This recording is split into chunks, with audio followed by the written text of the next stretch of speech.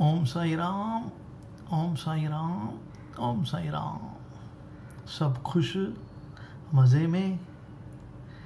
Om Sai Ram.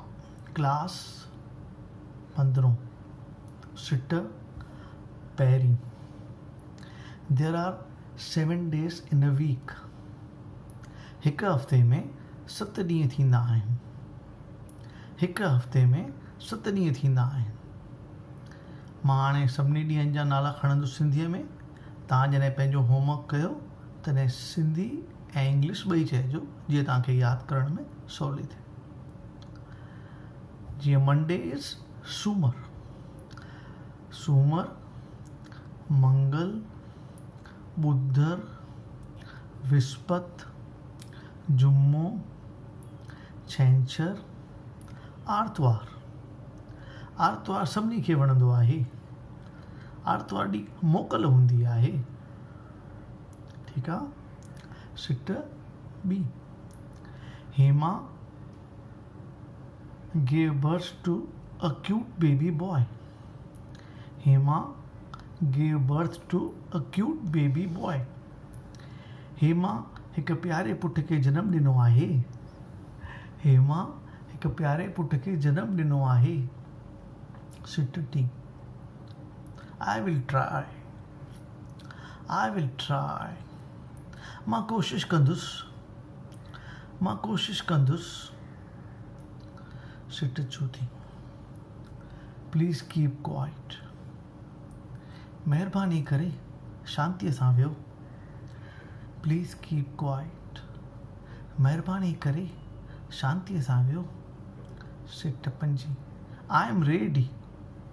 I am ready. मां तयारु आहियां। मां तयारु आहियां। अचो मां तव्हांखे हिकिड़ी सिंधियुनि जी नंढी कहाणी ॿुधायां। सिंधी धंधे में जाम होशियारु थींदा आहिनि। चवंदा आहिनि सिंधीअ जो दिमाग़ु कंप्यूटर खां बि तेज़। सिंधी जो दिमाग़ु कंप्यूटर खां बि तेज़। सिंधी हिंदुस्तान में पहिरीं आया, कंप्यूटर पोइ आया। जॾहिं सिंधी हिते पाकिस्तान मां हिते आयासीं तॾहिं नंढो वॾो धंधो कंदा हुआसीं। हिकिड़ो सिंधी भाऊ हुन केले जो ठेलो लॻायो। केला विकिणींदा। रस्ते जे हिकु पासे हिकु ठेले वारो हो, रस्ते जे ॿिए पासे ॿियो ठेले वारो। Hand cart. त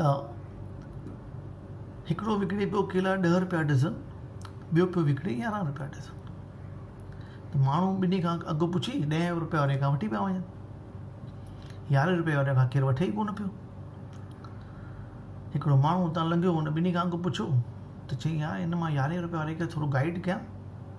उहो थोरो होशियारु कोन्हे, हुनखे मां गाइड थो कयां। त हुनखे चवांसि यार ईअं न थींदो। हुन वटि अचे थो, चए थो भई तूं 11 रुपये थो विकिणी ऐं हू 10 रुपये थो विकिणी। तोखां त केरु केला वठंदो ई कोन ऐं हुन जा सभु विकामी वेंदे। चए साईं हाणे त इहा ॻाल्हि कयो आहे त मां तव्हांखे माफ़ु कजो, मां तव्हांखे ॿुधायांव थो। उहो जेको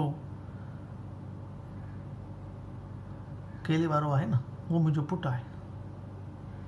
असां ॾिठो की माण्हू छा था कनि, जेसिताईं ॿिनि हंधनि खां पुछनि कोन था न, तेसिताईं वठनि कोन था। ऐं पोइ जंहिंखां सस्तो थो मिले न, पोइ अगरि हुनखे 6 केला खपनि त 12 वठी था वञनि, भई सस्तो वरितो आहे, ख़ुशि था थी वञनि करे। ईअं असांजो बि शाम ताईं धंधो थी थो वञे। जीअं हुनजा केला घटि थींदा आहिनि, मां थोरा थोरा केला हुते मोकिले ॾींदो आहियां। त शाम ताईं असांजो धंधो बि सुठो थी वेंदो आहे, माण्हू बि ख़ुशि, असां बि ख़ुशि।